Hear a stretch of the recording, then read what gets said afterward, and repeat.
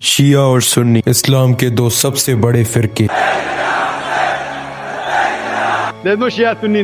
جو ایک ہی مذہب کے ہونے کے باوجود آج ایک دوسرے کے دشمن بنے ہوئے ہیں۔ ان کی سب سے بڑی مثال ایران اور سعودی عرب ہے۔ For centuries.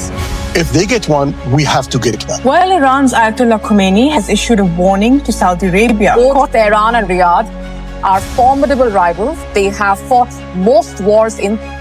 یہ دونوں کنٹری مسلمان ہونے کے باوجود ایک دوسرے کے جانی دشمن ہیں۔ آخر کس طرح مسلمان ان فرقوں میں بٹے، یہ سب جاننے کے لیے ہم کو 14 سال پہلے جانا ہوگا۔ آئیے جانیے ہسٹری ایکس حبیب کے ساتھ۔ نبی پاک کی وفات کے بعد تقریباً 3 مہینے پہلے نبی پاک کو ان کی زندگی کا آخری حج کرنے کا حکم دیا، جس کے بعد نبی صلی اللہ علیہ وسلم یہ حج کرنے مکہ کی طرف روانہ ہوئے، اور پھر نبی صلی اللہ علیہ وآلہ وسلم نے وہ حج ادا کیا۔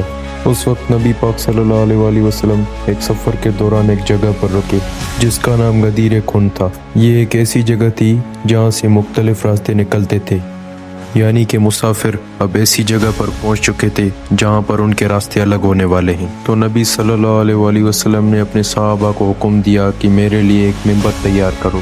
اس کے بعد نبی کے صحابہ نے نبی کے لیے ایک ممبر تیار کیا۔ پھر نبی پاک اس ممبر پر چڑھے اور فرمایا، اے لوگو، میں بھی ایک انسان ہوں، ہو سکتا ہے کہ موت کا فرشتہ مجھے آ کر موت کی دعوت دے اور میں اس کو قبول کر لوں۔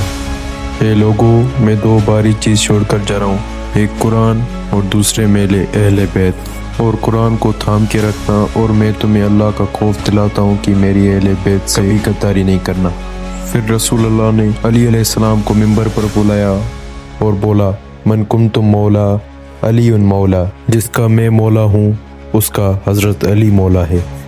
یا اللہ، اس سے محبت کر جو علی سے محبت کرے، یا اللہ اس سے تو نفرت کر جو علی سے نفرت کرے۔ مولا کا مطلب لیڈر ہوتا ہے، یعنی ہمارے آقا رسول اللہ صلی اللہ علیہ وآلہ وسلم حضرت علی کو امت کا لیڈر بنا کے گئے تھے۔ یہ سننے کے بعد ہزاروں صحابہ نے حضرت علی کو اس کی مبارکباد دی، جیسے کہ حضرت عمر نے کہا، مبارک ہو علی، آپ ہر مرد اور عورت کے مولا بن چکے ہو۔ اس خطبے کے 3 مہینے بعد نبی پاک کی طبیعت بہت خراب ہو گئی۔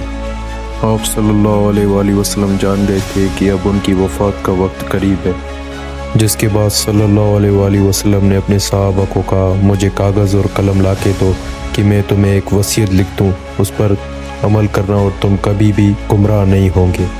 انہوں نے کہا، نبی پاک صلی اللہ علیہ وآلہ وسلم بیماری کی حالت میں ایسی بات کر رہے ہیں، اور ویسے بھی ہمارے پاس اللہ کا قرآن موجود ہے۔ یہ سن کر کافی صحابہ میں آپس میں بحث ہو گئی، لڑائی ہو گئی۔ انہوں نے کہا، نبی پاک کو قلم اور پیپر لا کے دو کہ وہ اپنی وصیت ہم کو لکھ کر دیں، یہ ہمیں بہت کام آئے گی۔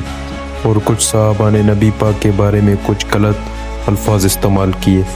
جب نبی پاک نے یہ سنا تو نبی پاک نے کہا، مجھے کچھ وقت کے لیے اکیلا چھوڑ دو۔